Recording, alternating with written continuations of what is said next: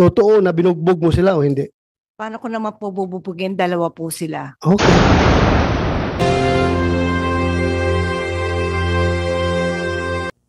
Magandang araw, magandang gabi sa ating bayang minamahal, Pilipinas.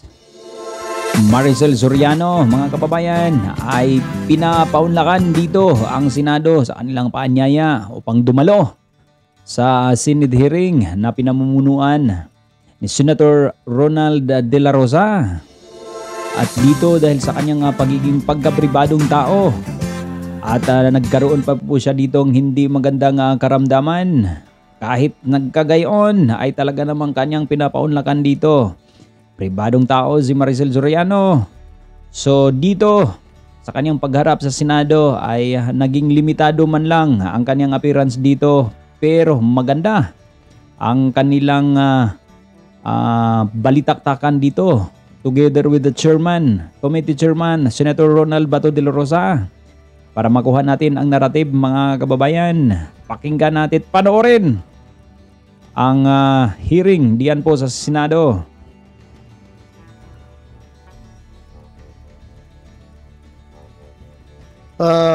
Miss Maricel Soriano. Ma'am, okay lang sa'yo? Magtatanong ako sa'yo? Relax ka na? Okay? Sige. Ma'am, sa mga nag-viral na dokumento na nagdadamay sa pangalan mo, sa tingin mo ba may katotohanan ang mga nasabing dokumento? Sa tingin mo? Una po, hindi ko alam yung tungkol sa mga dokumento. Nalaman ko na lang yan nung pinakita sa akin. Dahil hindi po ako nagbabasa ng mga ganyan. Wala po akong alam. Wala. Thank you po. Next question po, ma'am. May property ka ba sa Rockwell? Ikaw ba ang nagmamay-ari ng Unit 46-C Rizal Tower Building located at Rockwell, Barangay Poblacion, Makati City? Opo. Sa'yo yon? Opo. Yung 46-C? Hanggang 2012 po. Nabenta ko na ho yun. Wala na ako doon. 2012. Anong month yun nabenta? Hindi ho ako sigurado sa month, pero yung year na alala ko. So, your pre-ops is 2012, Your Honor. 2012. Yes, sir. 2012. 2012. So, bininta mo na after 2012. Binenta ko po siya nung 2012. Yun lang po ang naalala ko. Okay. But then you admit na yung Unit 46-C, 2012 bininta mo. Yes, Your Honor. And your pre-ops was 2012.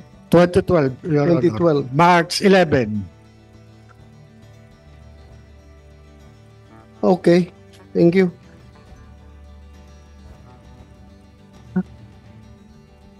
Ma'am, pwede bang makahingi ka ng kopya ng deed of sale nung unit na bininta mo? Opo. Ha? Ako lang. Kung meron kayong Hanapin ko po. hanapin mo. Thank you. Ito rin ma'am, may napabalita in 2011. Two former household workers who lodged a complaint of serious physical injury against Maricel Soriano stated that they decided to flee from the actress condominium unit also because of her alleged cocaine use. Ano po masasabi mo dito sa balita na ito?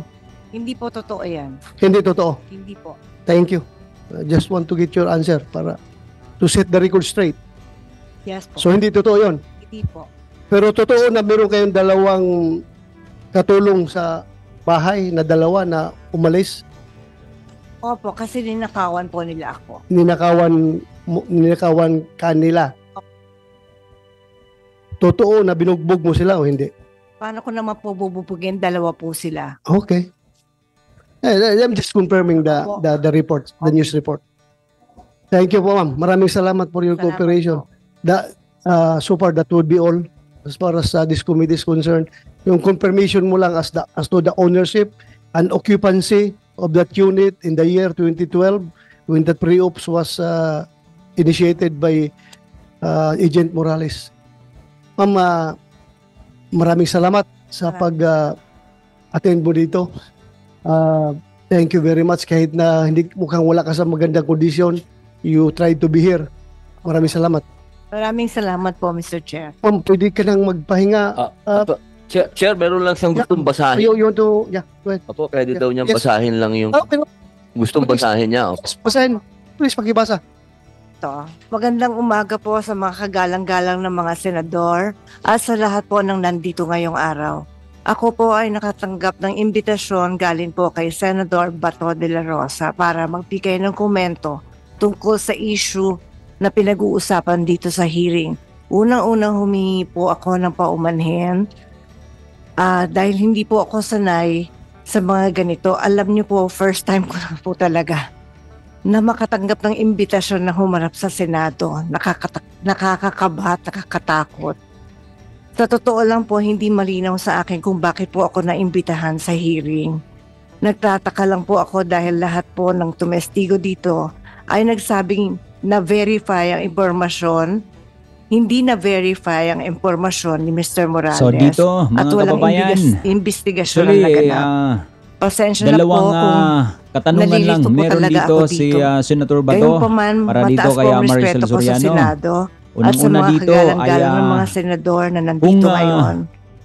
Lalo si na po Maricel si Chairman Soriano ba Senator ang may-ari mismo De La ng Rosa. unit na yon? Sa abot po ng aking At, makakaya, inamin naman, tutulong ako nasagutin inamin ang naman inyong ni mga Maricel katanungan. Soriano na siya ang Pero may-ari sir, sa unit na nakikiusap yon. lang po ako sa ating Kumpirmadong sa sa kanya inyo po, pero naibinta na niya kung ito. ang usapin ay tungkol po sa mga Noong, bagay na may legal na 2012 implikasyon din. po. Sana po ay pagbigyan niyo So, po ang aking abogado na sumagot para sa akin. Na hindi man So po dito, ako abogado, sir. nagkatugma At sa ang usapang pre-ops legal, ng mas nararapat agent po na ito, yata Morales, na ang at abogado ko na lang 2012 po ang din, sumagot. si at magpaliwanag. Maricel Soriano, Kung magkaroon man ho ng di legal umano question, ay pinapahintulutan ko po kanyang naibinta magsalita ang para sa unit na akin si ito. Attorney Agnes So dito Maranan. at ang pangalawa Maraming ay salamat po, tinanong sir. itong si Maricel Thank Soriano you, ma'am. patungkol nga po dito sa Hindi dalawa na niyang mangyari katulong yan, na di sinagot umano'y mo na ako kanina binugbog eh. niya pero tahasang Thank itinanggihan you ni for answering my Maria questions. Salamat at talaga. kanyang sinabing You are hindi answering the niya questions ginagawa yan with all honesty. dahil kung Thank you very much. paanong araw, Ma'am, pwede ka na siguro magpahinga niya magawang kasi salamat bugbugin ang kapatid dalawang natin dyan. yaon. Salamat. Dalawa Talaga, sila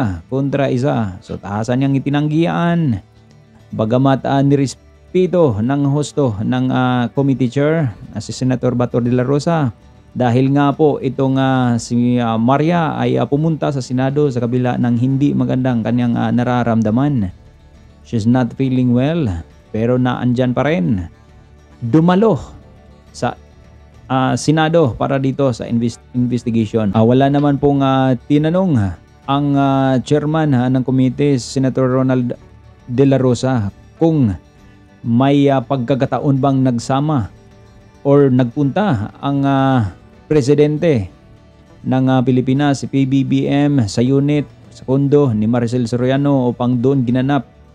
Ika nga, ang aligasyong gumamit sila ng pinagbabawal na gamot. So dito, mga kababayan, yun lang ang kabuuan ang presentasyon ni Maricel Soriano diyan po sa Senado. Kayo mga Lods, anong pasya ninyo at ano sa tingin ninyo sa hearing ng Senado patungkol nga po dito sa PDIA-Leaks ng di umano'y paggamit ng pinagbabawal na droga sa ating Pangulo with Maricel Soriano. So hindi naman po riktang tinanong yan ni Committee Chair Senator Ronald Bato de la Rosa. Mabuhay ang Pilipinas, mabuhay ang mga Pilipino, ang ating mga bayaning OFWs around the globe.